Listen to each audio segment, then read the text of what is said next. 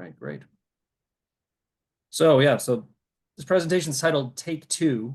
The reason being is that we've sort of had to contend with now effectively three different versions of paid sick leave laws in Michigan. The first was the one that was produced in the 2018 legislative session that was on the books until this past summer. And then the Michigan Supreme Court invalidated that earlier version of the paid sick leave law, which had a number of distinct features that have now been wiped away by that decision, and reinstated a ballot initiative version of the paid sick leave law that had been discarded by the legislature when it adopted the 2018 version of the statute. Once that one came onto the books after July 2024, that caused a lot of consternation and confusion in the business community in Michigan, which the legislature then eventually was able to remedy in some respects and not in others, as through the process that culminated on the 21st with the passage of the amended law. So now we're now contending with what is hopefully the final version of the paid sick leave statute in Michigan that anyone's going to have to contend with. And we want to dig in a little bit into what that sick leave law looks like and what its key features are.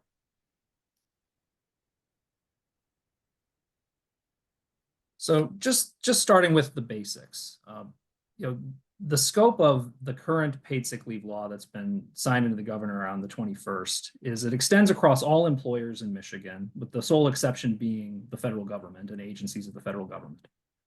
So while there's some different obligations depending on employer size, depending on head count, all employers in the state are effectively subject to the paid sick leave law's requirements. Now, the prior version of the paid sick leave law, the one that was in effect until the summer of 2024, had a broad exclusion for smaller employers. If you had less than 50 employees in head count in Michigan, you weren't subject to any statutory paid sick leave requirement at all. Similarly, the old exemptions for certain classes of employees, for example, employees who worked less than 25 hours a week, who were excluded from the scope of the 2018 paid sick leave law, those exclusions are now gone. So all employees are eligible to receive paid sick leave under the final version of the statute, with some very, very limited exceptions. Unpaid interns, employees who are able to set their own hours of work under a very specific set of policy language that the employer would have to adopt. I think in practice, that second category is probably an empty set, at least for the time being. And then third, employees who are essentially teenagers who are subject to special hours of work restrictions under other Michigan state wage and hour laws. So again, very, very limited class of people excluded from this law. All other employees who are working for compensation in the state are entitled to some form of paid sick leave, and the amount that they're entitled to receive just depends on how large their employer is. Now, we have an accrual rate of 1 hour for every 30 hours worked, which means that if you have an hourly worker, effectively, if they're working a full-time schedule, they're accruing about 1.3 hours of paid sick leave per week. And the employer would be, the default outcome is the employer is obligated to track that time, both its accrual and then also track its usage. And there's no weekly or annual cap on how much time can be accrued. However, there's an important exception that the final version of the law has added, which I think is administratively very helpful to employers, which allows them to limit or avoid their use of accrual by front-loading leave. That is, say, granting a block of available paid sick leave to employees at the outset of a 12-month period, whether that's a calendar year or another 12-month period set by the employer. So we have an accrual system by default, but you can opt out of it using a front-load method of providing paid sick leave.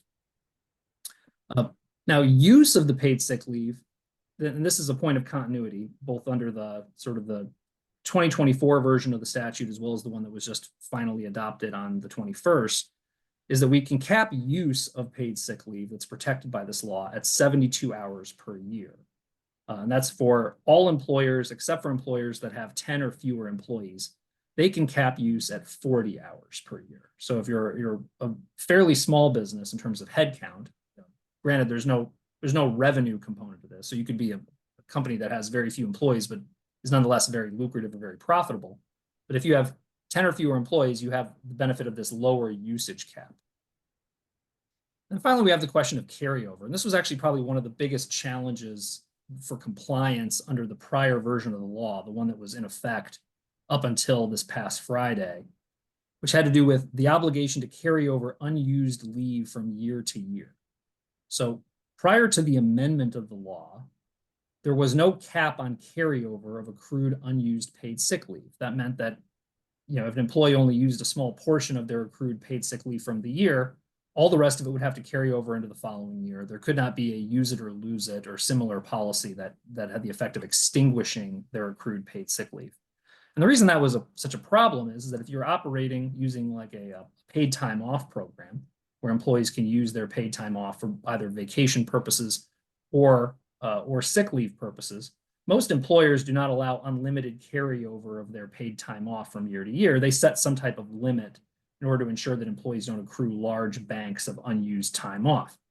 Well, the way the law was written, it would be functionally impossible for you to continue to do that with your paid time off program. You would have to find a way to segment out paid sick leave versus vacation time, and you would have to really rewrite the way that you had been providing paid leave to your workforce.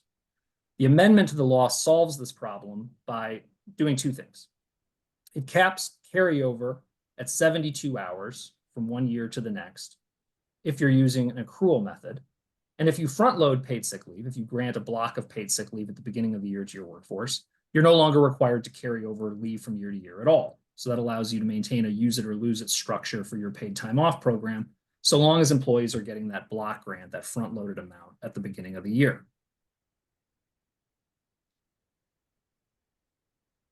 So a few other key features of the law we want to keep an eye on here. So one is to think about what are the legally protected purposes of this law? So an employee under this law is entitled to take protected leave for their or a family member's illness or medical treatment, absences due to the impact of certain specified criminal offenses relating to domestic violence or sexual assault, school events a parent needs to attend because of their child's medical condition, or conditions related to medical issues the child's experiencing, or impacts on the child as a result of the criminal offenses we were just discussing, such as domestic violence or sexual assault. And then finally, closures that are a result of public health emergencies. And so this is a set of circumstances that were top of mind for the drafters because it was something that we all contended with during the COVID-19 pandemic. So for example, if a school is closed due to a public health emergency and the parent needs time away from work because of their care obligations for their children, they're entitled to take the time. If the workplace is closed as a result of a public health emergency, the parent would also be entitled to use paid sick leave to compensate them for their time away from work as a result of that as well. So broadly speaking, we have a few kind of more less applicable cases to your broad workforce, things related to being a victim of a certain criminal offense, things related to public health emergencies. In the ordinary course, what most employees, of course, are going to be using this time for is their or a family member's illness or medical treatment. And as we'll get into a little bit further when we talk about things like notice requirements and documentation requirements, there's some challenging features of the law for employers from a workforce management standpoint. One thing to keep in mind here is that you are allowed to require new hires to wait to use their paid sick leave. Under the law, you can require new hires to wait to use paid sick leave 120 days from hire before use. Now, the prior version of the law allowed you to defer use by 90 days, so this is a pro-employer change. I will just note, it's not clear from the text of the law if this deferral period of 120 days is available to you if you are using a front load method as opposed to an accrual method. So the law specifies that this deferral period is permitted when the employee is accruing leave, and they're going to start accruing leave from their first day of work, but you can make them wait 120 days before they start taking any paid sick leave. But the law doesn't expressly say that you have this same option if you're using front loading. That's not to say that it's prohibited, only that it's an area where we're probably going to benefit from some clarity or additional guidance from the Department of Labor. Now, as I mentioned earlier, there's reduced requirements for small businesses. So if you have 10 or fewer individuals, your obligation is only to provide 40 hours of paid leave, not 72 hours. If we're engaging in front loading, we're relieved of accrual and carryover obligations. And helpfully, the law expressly provides that you can have a PTO policy that combines vacation time with paid sick leave all in one policy. And the key feature there, though, is that the PTO policy has to satisfy the requirements of the Act. So that means that your PTO policy has to give employees all the same essential rights and benefits that the Act does, and then we would just give them the option of using PTO either for a protected paid sick leave purpose or for other personal use purposes like vacation or just time off for personal matters. When an employee wants to use paid time off or paid sick leave for a purpose under the statute, the employer is not entitled to more notice than 7 days advance notice for a foreseeable use of the leave. For an unforeseeable need for the leave, such as sudden illness, a family member sudden illness, a medical emergency, the employee is only required to provide notice to the employer of their absence as soon as practicable, or otherwise pursuant to a written notice policy that the employer has adopted. And this is going to be one area of compliance with the law where it's important for employers to have a good, clear attendance and notice policy on the books, because the statute allows us to enforce those rules. And in situations where we're concerned about employee abuse or misuse of their paid sick leave, this is an area where an employer is going to want to insist on compliance, ensuring that employees are providing timely notice of their call-offs so that we're not having to wait days to find out whether an employee is in fact taking paid sick leave or otherwise taking leave under the policy.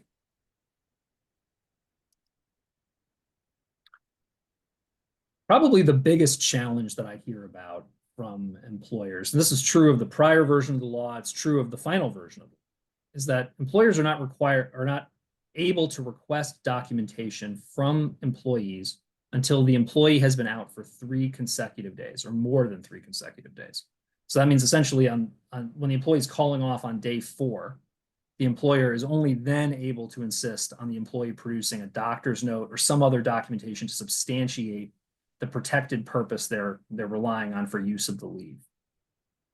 This is a challenge for employers because it means that an employee who's only calling off 1 or 2 days can assert that it's for paid sick leave, and the employer really has very little ability to demand any proof that it's for a paid sick leave purpose. So that's why one of the employer side criticisms of the law is that this is going to, in practice, going to be a de facto vacation program for employees who previously didn't have paid sick leave or other paid leave rights. Now, there are some ways to counteract that employers can rely on. For example, strictly enforcing, a notice requirement that even if an employee is going to be absent, they still have to provide a timely call-in or otherwise provide with the attendance policy. But the limitations on seeking documentation are going to be an operational challenge for employers, particularly those with large workforces, for example, say in the manufacturing sector. Now, once you're entitled to documentation and you ask for it, the employee has to provide it within 15 days. And that's another area where you as the employer have the right to insist on compliance by the employee. There's also language in the statute that governs the increments of use of leave. And so the statute sets a default increment of paid sick leave use at 1 hour, or the smallest increment that is used for tracking absences. That means that if your other leave policies had used a minimum increment of, let's say, 2 hours, or perhaps even 4 hours, the law would seem to permit you to use that same minimum increment of time for purposes of paid sick leave. But all else being equal, you're always on safe ground using hourly increments. What that means is that the employer cannot otherwise require the employee to, for example, use an entire day of paid sick leave simply because the employee needed an hour off to go to a doctor's appointment. That's really what that provision is intended to prevent. Another thing that arises from time to time is the employee separates and is then rehired or is transferred to an affiliated company within the same umbrella organization. The law addresses that by saying that if an employee is let go and then rehired within 2 months, their paid sick leave balance as of the date of termination must be restored to them. Same thing if the employee is transferred to an affiliate or there's some other technical change in who their employer is, but they effectively remain employed under the same set of affiliated organizations. So transfer to a subsidiary, transfer to a different division. Hey, Matt. Yes? Do you want to discuss seasonal employees at this sure. Under this category as well? Yeah, happy to. So with respect to seasonal employees, it's useful to think of them as being laid off for the season or at the end of the season and then resuming employment when the season resumes. But I don't think we would want to rely on this kind of termination and rehire language in the context of seasonal workers. Because in a situation where the employee has an expectation that they're going to resume employment when the season resumes, under the way the statute is written, I think we would want to treat the employee as resuming their employment when they come back online and still having their paid sick leave bank be available to them, even though more than 2 months have elapsed during the break in the season. This could be another area where Department of Labor guidance would be helpful. But my suspicion is because it's a pro-employee statute, we want to think about this broadly as saying the employee is going to retain their banked leave when they come back online, even if it's been more than 2 months since the season ended. In contrast, where it's a true permanent break in the employment relationship, there's no expectation of return. We're terminating the employee. We've processed their termination paperwork. They've gotten their final paycheck. And then we've decided to rehire them 6 weeks later. In that situation, we can restore the employee's leave balance when they're rehired. Otherwise, after more than 2 months have elapsed, I would treat their accrued bank of paid sick leave as being extinguished. One helpful feature of the law is that the employer is never required to cash out unused paid sick leave. So an employee who exits the organization and isn't rehired within that 2-month period, their paid sick leave unused as of their date of departure is forfeited.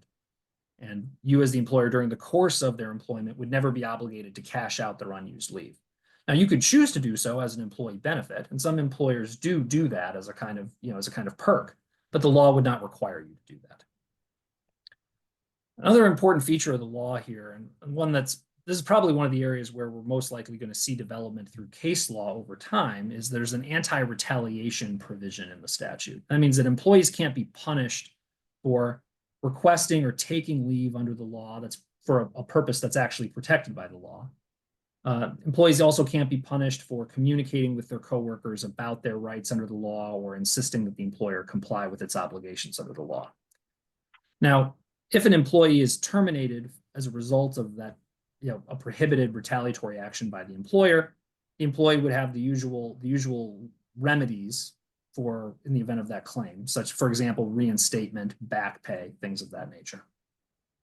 An important change in the law that was effected on the 21st is that employees do not have a right of action in court for violations of the statute.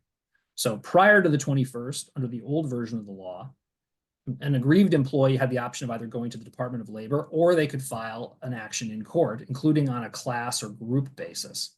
And that created significant compliance risk for employers and potential liability exposure to wage and hour class actions based on violations of the law. With this change, we no longer have that concern. Employees can pursue individual administrative claims before the Department of Labor, but they do not have recourse to the courts to bring individual or class action lawsuits. And that is an enormous help to employers because it means that, one, you'll have an opportunity often before the Department of Labor, there's an opportunity to have a negotiated resolution or a compromise resolution of a dispute much earlier and at much less cost to the employer than if you were in litigation. And litigation is, in general, substantially more costly to employers than administrative proceedings before the Department of Labor. So this was an important win for employers in removing this from the statute.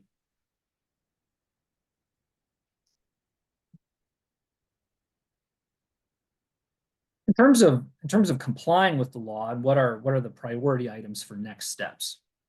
So for the first thing employers are going to do is they're going to want to decide what their policy needs to look like in advance of a new deadline that's been set, which is March 23rd. So March 23rd is the deadline for an employer to provide notice to its workforce of their policy and what the employee's rights are under the statute. And my understanding is that the Department of Labor is going to be rolling out new model posters and model notices that'll describe the features of the amended law. I'd expect that will happen before the 23rd. But on the employer side, employers are going to want to have their own updated written policy in place by the 23rd that helps spell out what choices the employer's made about what they want to do. So, for example, is the employer using an accrual method or a front load method? Is the employer applying an accrual method for some of its workforce and a front load method for others? What's the 12-month period the employer is using for tracking accrual of leave? So, for example, is the employer using a calendar year? Is it using employee anniversaries? These are the things that you'd want to spell out in your policy document.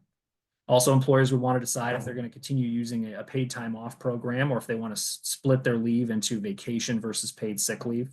and make decisions about what the policy is going to need to spell out.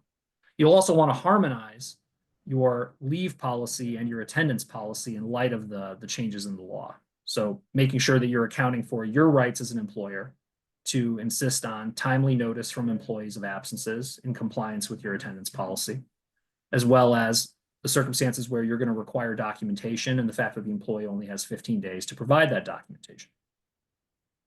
Related to that, you're going to want to define what your benefit year is. And it can be any consecutive 12-month period. So you could have it be January 1 to December 31. You can base it off of a fiscal year. You could base it off of employee anniversaries. The important thing is that it's a defined period that's communicated to your workforce by March 23rd. So as part of preparing your final ESTA policy, you're also going to want to decide about what your administrative processes are going to look like. Often there's a role for your third-party payroll provider to play in administering leave like this. So you're going to want to ensure that your back-end processes are aligning with the policy you've selected. So if you're using an accrual method, and for example, you contract with somebody like an ADP to track the accrual and use of paid time off, you're going to want to ensure that there's systems in place for them to do that for paid sick leave, in addition to other leave programs you might have already had in place. And the other thing you're going to want to think about is how you're going to make employees aware of how much leave they have. So for example, many employers have banked leave and the use of leave reflected on pay stubs. You'll want to ensure that you're able to, your system's set up to handle that.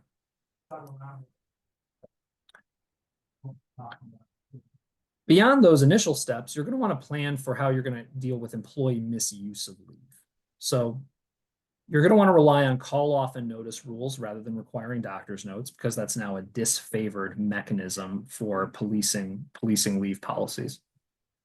And you're going to want to think about what other ways are there to identify employee abuse or misuse of leave. So for example, looking at patterns of employee behavior. Does this employee always call off sick on Mondays, Fridays, and like the days before holidays? You'd think that no one would do that because it's so obvious, but you'd be shocked at how often that happens. Another thing to think about is the company going to communicate a particular set of responses or requirements around its call-off policy? So for example, you'd want to be clear with employees that while they will not be assigned negative consequences for using ESTA protected leave, let's make it incumbent on the employee to tell us that they're taking leave for an ESTA purpose, a purpose that's actually protected by the law, rather than have an employee take PTO in general and then later claim that it was for an ESTA protected purpose. We'd want to have a written program or written policy that requires employees to notify us of their use of sick leave at the time they're taking the leave. If the employee doesn't provide us with that information, we're going to assume that their call off is just for a general personal reason that's not protected by the law, and we're going to deduct the time from their vacation bank or their general PTO bank and not treat it as protected leave under ESTA. One reason why that could be important is if the employee then subsequently claims they're being retaliated against for having taken ESTA leave, you, the employer, would be able to say, well, no, we had a policy in place that required them to tell us that they were using it for an ESTA purpose. They never gave us that notice. We had no reason to believe it was ESTA leave, and therefore we can't have retaliated against them. So some of these policy maneuvers we want to do on the front end are looking ahead to future disputes and ensuring that if you need to take personnel action, you're going to be able to defend that action later if there's an administrative complaint. And then finally, you want to revisit how you approach disciplinary actions around attendance.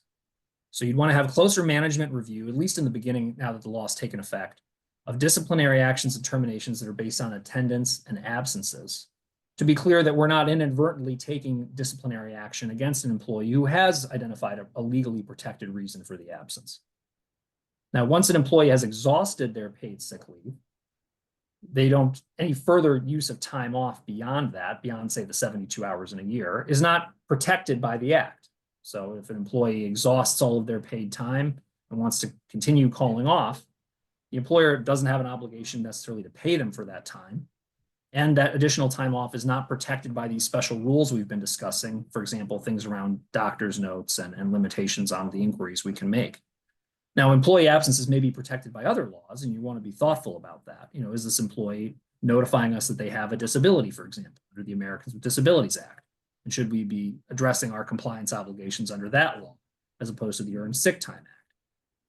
But once an employee has exhausted their paid sick leave and they're continuing to call off, that gives you greater freedom as an employer to take personnel action based on the attendance issue. But we're going to want to ensure that our current attendance system is not assigning any type of penalty or in some other way disfavoring the use of legally protected leave. So it's a good time to look at and address disciplinary issues around attendance. Similarly, you're going to want to look at your existing requirements for doctor's notes and make sure that we're suspending rules and practices that require doctor's notes as a matter of course, and ensure that we have an exception for when it's a short period of absence under ESTA.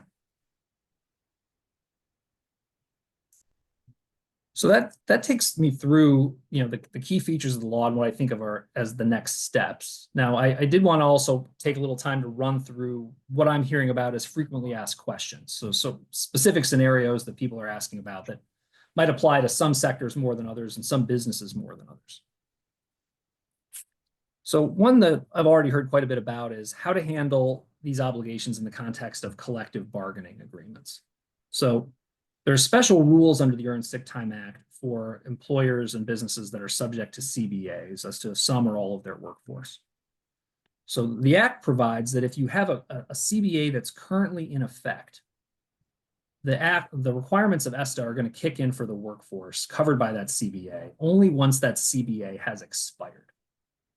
So until the CBA has expired per its terms, the workforce covered by the CBA would not be entitled to paid sick leave as provided by the Act. Now, this is going to be another area where the Department of Labor is going to continue to issue guidance and take its own position. There was some guidance already issued about CBAs prior to the amendment of the law. And I think there's likely to be ongoing disputes about the way that this law interacts with CBA rights. But that's what the current statute provides.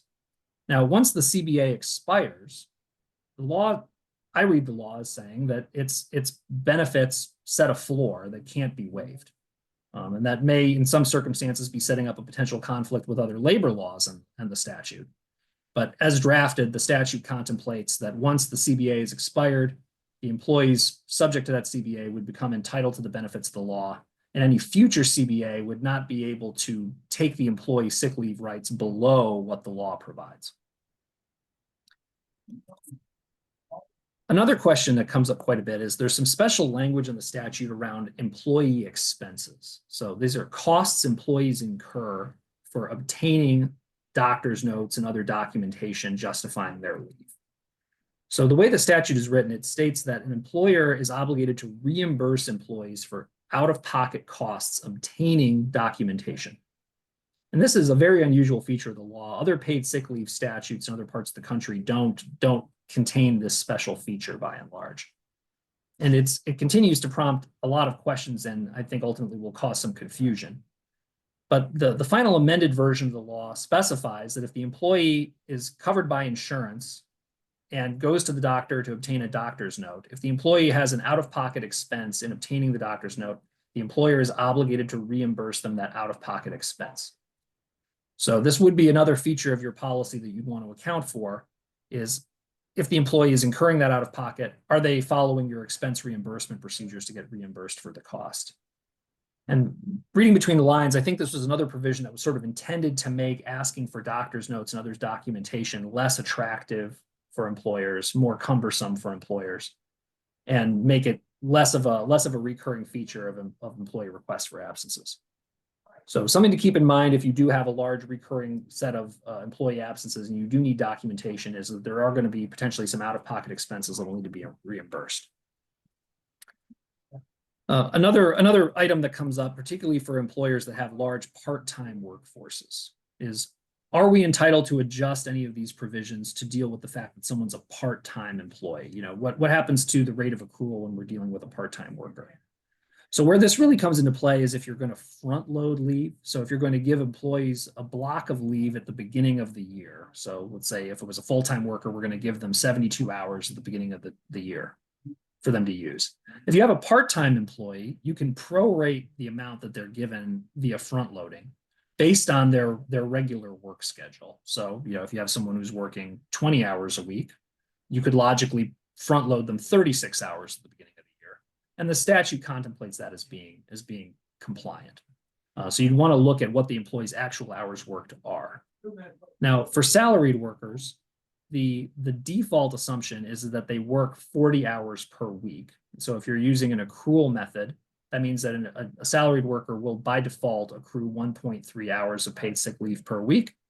However, if you've spelled out in an offer letter or some other agreement with a salaried employee that they actually have a lesser schedule than that, say they're only going to work 30 hours a week, you can treat that as the accrual rate or the basis for determining the accrual rate for that individual worker. Otherwise, we default to 40 hours for all salaried employees.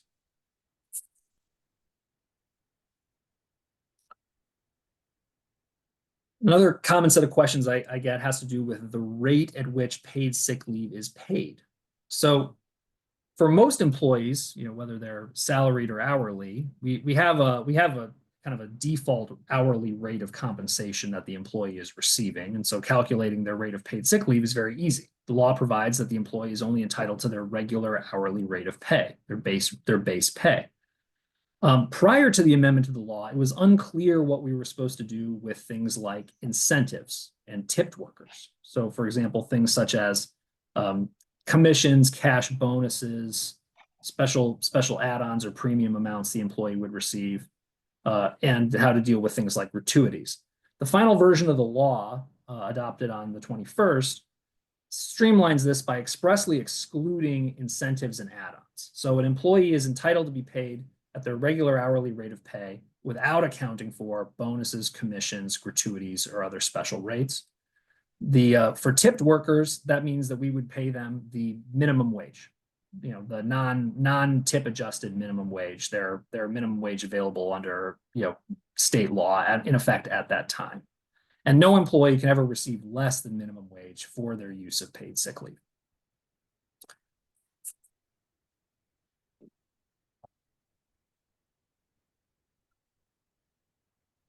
An additional question that's come up quite a bit this week has to do with what family members are protected by this law. So the prior version of the statute described the protected family members as including not only people who you would traditionally think of as family, so people directly related by blood or marriage, such as children, parents, grandparents, etc., but also included people who were related to the employee by, quote, affinity, end quote, and people whose relationships were akin to that of a family. And no one was really sure quite what affinity meant in this situation. The amended version of the statute removed affinity, but kept in relationships that are akin to a family member by blood or marriage. This is going to be another area where we'll probably have to wait and see over time what the positions the Department of Labor takes on the issue. But suffice to say, I think an employer would be well advised to sort of really interpret family broadly and not really rely on that as a basis to deny leave, so long as the employee is able to, colorably identify a relationship with the person that they're taking time off to help care for. Now, I think if it's an acquaintance or if it's a friend that they don't reside with or seem to have any particularly close relationship with, I think that would be a basis to say that the leave is outside the scope of the statute. But a romantic partner, a roommate, I think those are close enough to be like a family relationship that an employer would be well advised not to deny leave solely on the basis that we don't think that that person qualifies as a family member.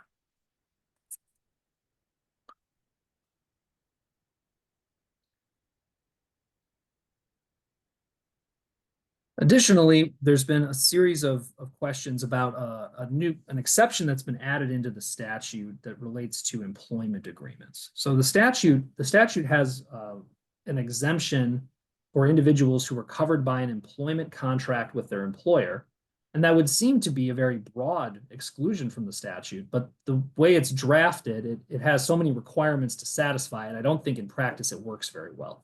So the statute excludes individuals who are party to an employment contract but only if that employment contract was entered into prior to this year, only if the employment contract has an effective duration of less than 3 years. So it has to have a fixed term that expires in less than 3 years. And it has to, meet certain other specific criteria that I think is going to really limit the availability of this exception to a small subset of executive employment contracts. The vast majority of employment agreements with workers are offer letters that provide for indefinite at-will employment, so none of those would qualify. And most executive contracts have terms that vary substantially from what's required here. So my suspicion is that while this was perhaps intended to exclude executive employees from the reach of the law, it's probably not going to end up ultimately applying very much, and will prove to be a bit of a dead letter.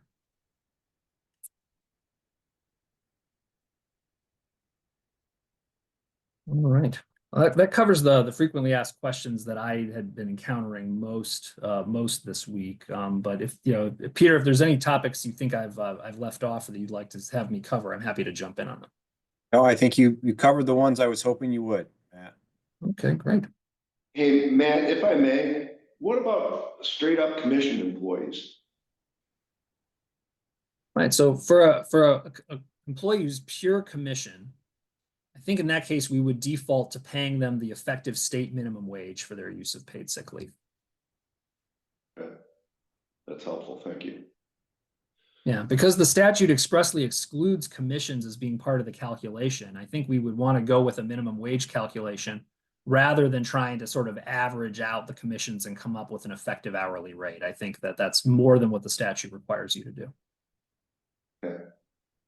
Well, thank you, Matthew and Peter. Thank you very much. And I think it's fair to say we can look for multiple guidance offerings from the department in the next few months and going forward. But I think you gave a very detailed overview of what people need to be prepared for, employers need to prepare for before the March 23rd deadline. And again, for those that have questions, please email them to karoub@karoub.com.